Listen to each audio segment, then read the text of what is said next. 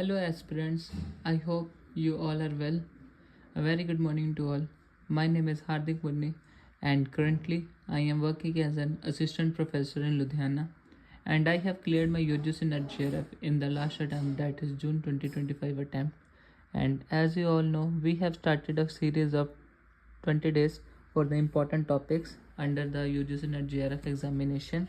And today it is at day 3, and today we will cover our third topic, that is a unit 3 comprehension.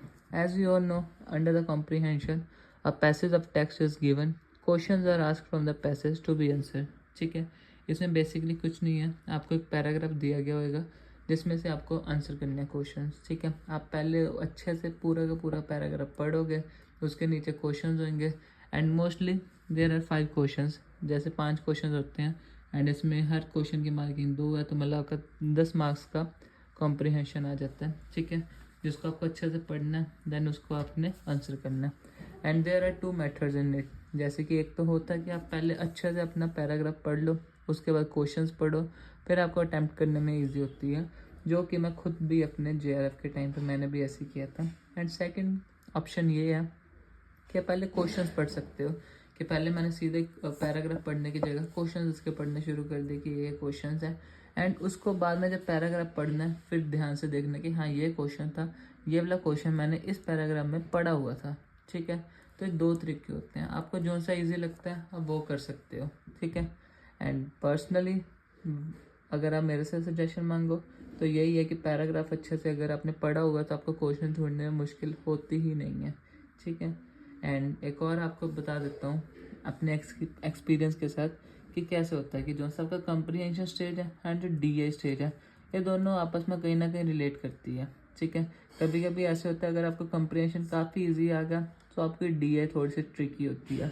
ठीक है, कभी ऐसा होता है अगर आपकी DI ट्रिकी है देन उस स्टेज में आपका कॉम्प्रिहेंशन काफ़ी ईजी आ जाता है। सो ये हल्का सा आइडिया लग जाता है आपको कि आपने अभी अटैम्प्ट करना है, स्टार्टिंग में DI है, अगर आपसे DI लग रहा है कि बहुत औखी आ गई यार इस बारी, तो आपने घबराना नहीं है।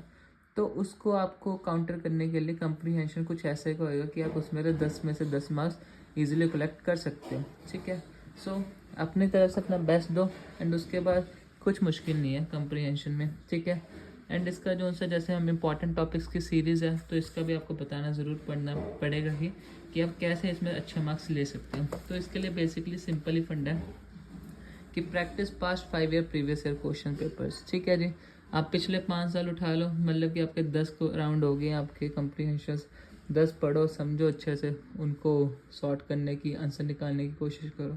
अगर आपके ईजिली अच्छे से निकल रहे हैं तो आप समझ सकते हो कि लेट कर सकते हो कि आपके चलो इस बार 10 में से 10 मार्क्स कॉम्प्रिहेंशन में से आ जाएंगे। ठीक है, एंड दोनों तरीके से पढ़ के देख सकते हो, जैसे कि एक बार सीधा सिर्फ क्वेश्चंस पढ़ लिए देन आंसर दे लिया, एंड दूसरी बार ये कर सकते हो कि पहले अच्छे से पैराग्राफ पढ़ लिया देन उसके बाद क्वेश्चंस कर लिया, एंड देखो कि किस में आपकी स्पीड ज़्यादा अच्छी बन रही है। ठीक है, जिसमें आपकी स्पीड ज़्यादा अच्छी बनेगी एंड आपके क्वेश्चंस ठीक होंगे वो आप अपना पेपर में अटैम्प्ट ज़रूर करना उसी अकॉर्डिंग। ठीक है, थैंक यू।